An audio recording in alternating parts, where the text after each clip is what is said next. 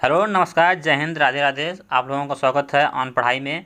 आज हम लोग एक ऐसा टॉपिक पढ़ेंगे जो समझना काफ़ी मुश्किल होता है और इसे हम लोग फ्लो चार्ट के और फिगर के माध्यम से और पॉइंट टू पॉइंट एक एक पॉइंट को समझेंगे।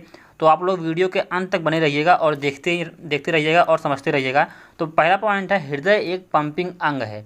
यह सिर्फ एक पंपिंग अंग है और यह ब्लड को पंप करता है, यानी कि ब्लड को सारे शरीर से ला के जो है वो फेफड़ों की तरफ पंप करता है और फेफड़ों से लेकर पूरे शरीर में पंप करता है, पहुंचाता है। इसका निर्माण जो है वो हृदय पेशियों द्वारा होता है। आकार इसका शंकुकार होता है, यानी कि नीचे की साइड नुकीला होता है और ऊपर की साइड यह सपाट होता है। और जो इसका भार होता है वो 300 ग्राम होता है। इसकी स्थिति जो होती है, यानी कि जो जहाँ ये रहता है, ये हमारे वक्ष गुहा यानी कि फेफड़ों के हल्के बाईं साइड की ओर होता है। हृदय पेरिकार्डियम नामक झिल्ली से ढका होता है, यानी जो इसकी ऊपरी परत होती है वो पेरिकार्डियम की होती है। इसमें 4 कमरे टाइप यानी कि 4 खाली स्थान पाए जाते हैं, इन्हें हम चेंबर कहते हैं। अगर हम चारों की बात करें तो ऊपर का जो होते हैं वो दोनों आलिंद होते हैं और नीचे के जो होते हैं वो निलय होते हैं। आलिंद यानी कि एट्रियम। हृदय का जो ऊपरी भाग है वो आलिंद के माध्यम से रक्त हृदय में प्रवेश करता है, यानी कि आलिंद में ही रक्त आता है। और यहाँ 2 आलिंद होते हैं, एक दायां आलिंद होता है और एक बायां आलिंद होता है। आगे देखते हैं, अगर डायग्राम के हिसाब से देखें तो यहाँ आप देख सकते हैं, ये आप इसको देख सकते हैं। ये देखिए राइट एट्रियम यानी कि दायां आलिंद है और ये लेफ्ट एट्रियम यानी कि बायां आलिंद है। और इसके नीचे आप देख रहे होंगे, ये देखिए राइट वेंट्रिकल है यानी कि दायां निलय और ये लेफ्ट वेंट्रिकल यानी कि बायां निलय है। आगे बढ़ते हैं और देखते हैं निलय यानी कि वेंट्रिकल। यह हृदय का निचला भाग होता है और यह रक्त को पंप करता है, जिससे रक्त पूरे शरीर में फैलता है। तो इसे थोड़ा सा हम फिगर के माध्यम से थोड़ा अच्छे से इसको समझते हैं। यहाँ पे देखिए, इसे थोड़ा सा हम पेन का कलर चेंज कर लेते हैं जिससे कि आपको दिखाई दे।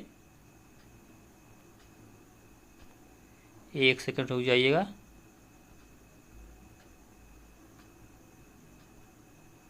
हाँ, तो हम ये ले लेते हैं, इससे आपको दिखाई देगा। इसे हल्का से मोटा कर लेते हैं। अब यहाँ पर देखिए, ये जो राइट एट्रियम है यानी कि यह दायां आलिंद है और यह बायां आलिंद है और यह दाहिना निलय है और ये बायां निलय है। जो रक्त का प्रवेश होता है यानी कि ये वेना कावा यानी कि जो होती है महाशिरा से ये कहाँ आता है, दाएं आलिंद में। और अगर बात करें बाएं आलिंद में कहाँ आता है, तो बाएं आलिंद में जो फेफड़ों से रक्त आता है वो बाएं आलिंद में। यानी कि यहाँ पे आपको सिर्फ इतना समझाना था कि जो रक्त का प्रवेश होता है वो कहाँ होता है, आपके आलिंद में आता है। फिर यहाँ पे आप देख रहे होंगे ये जो बना है कप टाइप का, ये है बाइकस्पिड वाल्व, यानी एक वाल्व है। इसी से हाँ जो रक्त होता है वो निलय में आता है। यहाँ पहले देखिए राइट एट्रियम में आएगा, फिर ये यहाँ का जो वाल्व है इसे हम ट्राइकस्पिड वाल्व कहते हैं और जो लेफ्ट साइड में होता है उसे हम बाइकस्पिड वाल्व कहते हैं। अब आगे देखते हैं, उसके बाद हम फिर आगे फिगर से ही समझेंगे और फिर आगे हम जो इसका रास्ता होता है उसे हम फ्लो चार्ट के द्वारा कि ये कैसे कैसे आपके शरीर में रक्त का प्रवाह होता है। तो आगे बढ़ते हैं। अब यहाँ पे देखते हैं, मछली के हृदय में केवल 2 चैम्बर होते हैं। यहाँ पे आपको दिख रहा होगा ये 2 चैम्बर हैं। एक क्या है, एक एट्रियम है और एक वेंट्रिकल है, यानी कि एक आलिंद है और एक निलय है। ये जो जल में रहते हैं उनके लिए है, उनमें 2 चैम्बर होते हैं। अब बात करते हैं उभयचर की, यानी कि जो जल और थल दोनों जगह रहते हैं उनमें, जैसे कि आपके मेढक सरीसृप आ जाते हैं, इनमें 3 चैम्बर होते हैं। कितने होते हैं, 3 चैम्बर। यहाँ पे आप देख सकते हैं, ये देखिए एक राइट एट्रियम है और एक लेफ्ट एट्रियम, यानी कि आलिंद 2 होते हैं लेकिन वेंट्रिकल यानी कि निलय सिर्फ 1 होता है। तो 3 चैम्बर होते हैं उभयचर में। अब आगे बढ़ते हैं, और इसमें अपवाद स्वरूप जो होते हैं वो मगरमच्छ और घड़ियाल होते तो सरीसृप हैं, यानी कि रेप्टाइल्स होते हैं, लेकिन इनके जो हृदय में होते हैं वो 4 चैम्बर होते हैं। और स्तनधारी और पक्षी में जो हृदय के वो 4 चैम्बर तो होते ही हैं। तो जो जीव जंतु शरीर का तापमान वातावरण के अनुसार नहीं बदल पाते हैं उन्हें हम समतापी यानी कि वार्म ब्लडेड एनिमल कहते हैं, जैसे पक्षी हो गए और स्तनधारी जीव, ये सब। अब आगे बढ़ते हैं, यहाँ पे आप फिगर देख लिए हैं। फिगर को हमने पहले समझा भी दिया था। अब जो पंप करता है यानी कि जो हमारे शरीर में पहुंचाता है, तो राइट वेंट्रिकल होता है जो ये जब ये पंप करता है तो ये रक्त को फेफड़ों में पहुंचाता है, और जो लेफ्ट वेंट्रिकल है ये जब पंप होता है तो ये जो है वो रक्त को कहाँ कहाँ देगा, ये पहुंचाएगा हमारे पूरे शरीर में। और यहाँ पे एक खास बात और आपको बता दें कि जो ये नीले रंग के आपको दिख रहे हैं, एक सेकंड हम आपको बता दें, ये जो नीले रंग के हैं इसमें जो होते हैं वो अशुद्ध रक्त, यानी कि अशुद्ध मतलब कि ऐसा अशुद्ध नहीं कि मतलब खराब रक्त होते हैं, उसमें जो अशुद्ध रक्त का मतलब है इसमें कार्बन डाइऑक्साइड मिला होता है। और जो लाल रंग का दिख रहा है इसमें आपको ऑक्सीकृत यानी कि ऑक्सीजन की मात्रा अधिक मिलती है, यानी कि जब शरीर से होकर आता है पूरा ब्लड तो उसमें कार्बन डाइऑक्साइड होती है तो वो नीले रंग में आता है, और जो लाल रंग होता है वो इसमें शुद्ध रक्त यानी कि इसमें ऑक्सीजन होता है। तो ये पूरे रक्त में जाता है, कोशिकाओं तक जाता है, और कोशिकाओं पे वहाँ पे जो हमारा भोज्य पदार्थ होता है उसका दहन होता है, तो वहाँ से हमें ऊर्जा मिलके फिर रक्त में कार्बन डाइऑक्साइड की मात्रा बढ़ जाती है। तो फिर वहाँ से ये फिर दाहिने आलिंद से फिर ये फेफड़े में आता है, फिर वहाँ से ऑक्सीकृत होकर फिर हमारे शरीर में जाता है। तो ये सब हम आगे फिर पढ़ते हैं, आगे देखते हैं। तो हृदय के अंदर रक्त का मार्ग, शरीर से अशुद्ध रक्त, यानी अशुद्ध का मतलब हम क्या बताए थे, यानी कि इसमें जिसमें कार्बन डाइऑक्साइड मिला हो, वह महाशिरा यानी कि वेना कावा, वेना कावा आपको यहाँ पे दिख रहा होगा, ये देखिए इंफीरियर वेना कावा, इसके माध्यम से दाहिने आलिंद में प्रवेश करता है, और दाहिने आलिंद अशुद्ध रक्त को दाहिने निलय में छोड़ता है। किसके माध्यम से, यहाँ पे आपको दिख रहा होगा, ये किसके माध्यम से छोड़ेगा, ये ट्राइकस्पिड वाल्व के माध्यम से राइट वेंट्रिकल यानी कि दाहिने निलय में आता है, छोड़ देता है। दाहिना निलय इस शुद्ध रक्त को फुसफुस धमनी हम इसे क्यों कहते हैं, क्योंकि ये किससे कनेक्ट होती है, ये हमारे फेफड़ों से कनेक्ट होती है, इसलिए हम इसे फुसफुस धमनी कहते हैं। फुसफुस धमनी के माध्यम से फेफड़ों में भेजता है कौन, दाहिना निलय। अब आगे बढ़ते हैं। रक्त फेफड़ों में पहुंचकर शुद्ध हो जाता है, यानी शुद्ध होने का मतलब इसमें ऑक्सीजन घुल जाता है और कार्बन डाइऑक्साइड को बाहर निकाला जाता है। फेफड़ों में यह शुद्ध रक्त फुसफुस सिरा के माध्यम से बाएं आलिंद में प्रवेश करता है। आलिंद इस शुद्ध रक्त को बायां निलय में छोड़ता है, किससे, बाइकस्पिड वाल्व के माध्यम से। बायां निलय सबसे चौड़ा चेंबर है, यह शुद्ध रक्त को महाधमनी के माध्यम से पूरे शरीर में भेजता है। अब इसे हम समझते हैं फिगर के माध्यम से। इसमें देखते हैं, एक सेकेंड, हाँ अब देखते हैं।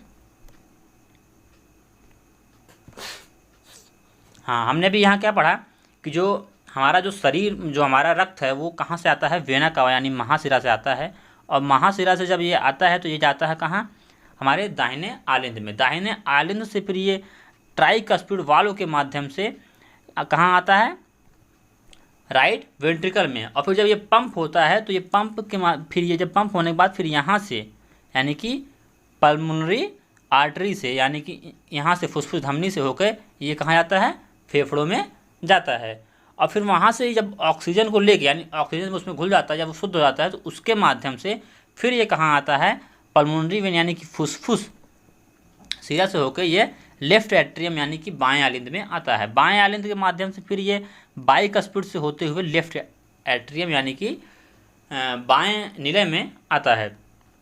अब ये चौड़ा होता है, और जब ये पंप करता है तो ये फिर एरोटा के माध्यम से यानी कि महाधमनी के माध्यम से कहाँ, पूरे शरीर में जाता है। अब आपको यहाँ पे दिख रहा होगा ये इसकी जो दीवार है यानी कि जो इसकी परत है ये बहुत मोटी है। क्यों, क्योंकि इसे पूरे शरीर में भेजना है, कहाँ, पूरे शरीर, इसको ज़्यादा ताकत लगेगी पूरे शरीर भेजने के लिए। और ये देखिएगा आप थोड़ा पतली है इसके अनुसार, तो इसे सिर्फ कहाँ तक, इसे फेफड़ों तक जो कि बगल में ही, जो हार्ट के बगल में ही है, तो वहीं तक भेजना है, तो इसे कम ताकत लगती है और इसे ज़्यादा ताकत लगती है, इसलिए ये मोटी होती है। ठीक, तो आपको इतना समझ में आ गया होगा। आगे बढ़ते हैं अब। हाँ, अब यहाँ पे देखते हैं दाहिना आलिंद और दाहिना निलय के माध्यम से त्रिवलनीय पटक यानी जो कि हमने आपको बताया ट्राइकस्पिड वाल्व, और बायां आलिंद और बायां निलय के मध्य द्विवलनीय यानी कि बाइकस्पिड वाल्व पाया जाता है। कोरोजरी साइंस नामक नस हृदय की पेशियों का रक्त में कोलेस्ट्रॉल भी मात्रा बढ़ती है तो हृदय की नसें जाम हो जाती हैं, जिससे हार्ट अटैक हो जाता है। यानी कि जो हृदय रोग हो, जो हार्ट अटैक हमें आता है वो क्यों आता है, तो जो नस होती है, नसों में जब हमारे कोलेस्ट्रॉल की मात्रा बढ़ जाती है तो हृदय की जो नसें होती हैं वो जाम हो जाती हैं, तो इसी से हमें हार्ट अटैक आता है।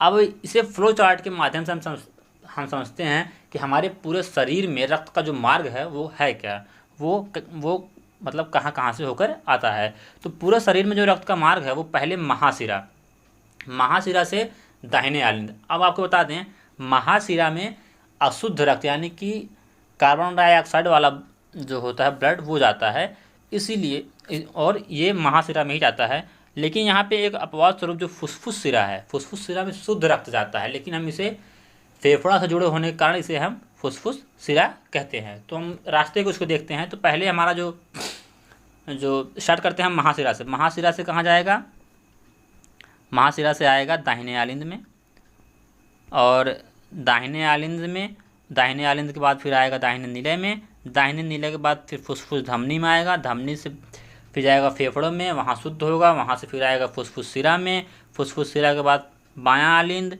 फिर उसके बाद बायां नीलय, और बायां नीलय के बाद फिर महाधमनी, और महाधमनी के बाद फिर धमनी के बाद छोटी धमनी के बाद फिर कोशिका, वहाँ पे दहन होगा, और फिर वहाँ पे जो हमारा रक्त है वो अशुद्ध हो जाएगा। फिर वो छोटी शिरा महाशिरा, इसीलिए हमने कहा आपको महाशिरा में अशुद्ध रक्त प्रवाहित होता है, यानी कि कार्बन डाइऑक्साइड वाला ब्लड जो होता है वो प्रवाहित होता है। लेकिन मात्र अपवाद स्वरूप फुसफुस शिरा है जहाँ पे हमें शुद्ध रक्त मिलता है। ठीक, आगे बढ़ते हैं। आप कुछ पॉइंट और देख लेते हैं।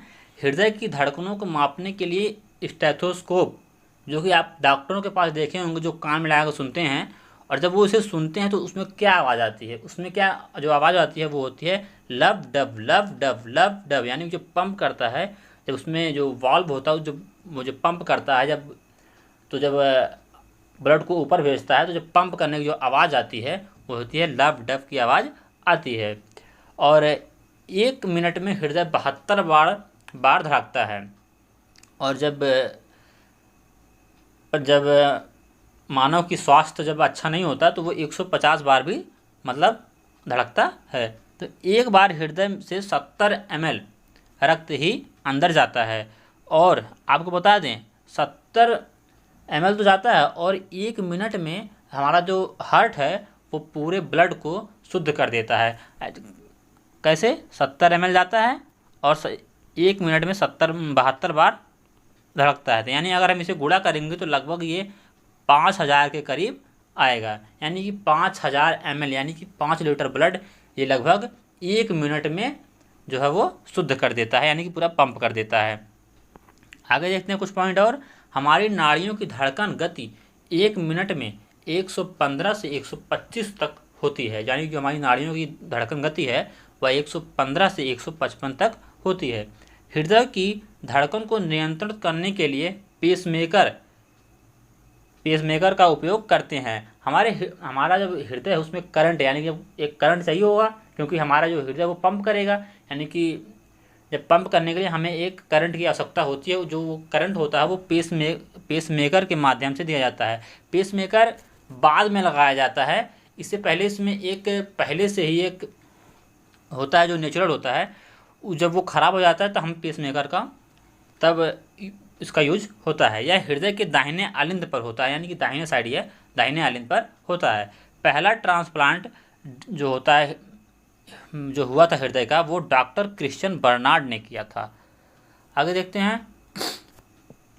डिगॉक्सिन हृदय के उद्दीपन धड़कन को परिवर्तित कर देता है। ठीक है, अब नेक्स्ट देखते हैं। जो ब्लड प्रेशर यानी रक्तचाप होता है वो रक्त के प्रवाह के कारण नसों की दीवारों पर पड़ने वाले दाब को, यानी जब रक्त हमारे नसों में प्रवाह करता है तो जो उसके दीवार पर जो दाब पड़ता है उसी को हम रक्तचाप कहते हैं, यानी ब्लड प्रेशर कहते हैं।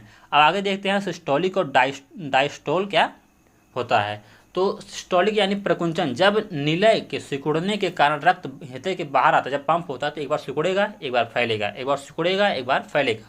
तो जब सिकुड़न होती है तो उसे हम कहते हैं प्रकुंचन, और जब फैलता है तो उसे हम कहते हैं डायस्टोल, यानी कि अनुशिथिलन। तो ये दोनों पॉइंट एक ही जगह आपको समझना पड़ेगा। जब जब जब हमारा निलय सिकुड़ता है तो उसे हम कहते हैं सिस्टोलिक यानी कि प्रकुंचन। जब ये फैलता है तो इसे हम कहते हैं डायस्टोल यानी कि अनुशिथिलन। तो दोस्तों इसे हम एक बार और फिर हल्की आंखों से मतलब सरसरी निगाहों से फिर समझ लेते हैं कि हमारा जो रक्त है वो पूरे शरीर में कैसे मतलब प्रवाहित होता है।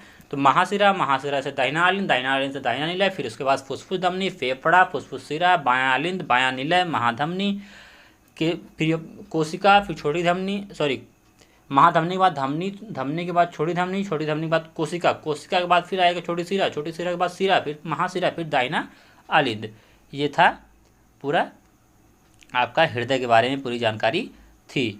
ठीक है, तो आशा करते हैं आपको वीडियो समझ में आया होगा और टॉपिक आपको अच्छा लगा होगा, क्योंकि बहुत ही मेहनत से बनाई जाती है टॉपिक। और अगर समझ में आया हो तो वीडियो को लाइक कीजिएगा, शेयर कीजिएगा और सपोर्ट के लिए हमें आप चैनल को सब्सक्राइब कीजिएगा और अपने दोस्तों से कहिएगा कि चैनल को सब्सक्राइब करें। और ऐसे ही वीडियो आपको मिलते रहेंगे जो आपके एग्ज़ाम के लिए बहुत ही महत्वपूर्ण टॉपिक होंगे। उसके लिए हम हमेशा वीडियो बनाते रहेंगे और आपकी तैयारी को और मजबूत हम करते रहेंगे। तो तब तक के लिए धन्यवाद, नमस्कार, जय हिंद। फिर मिलते हैं अगले वीडियो में किसी अच्छे और बेहतरीन टॉपिक के साथ।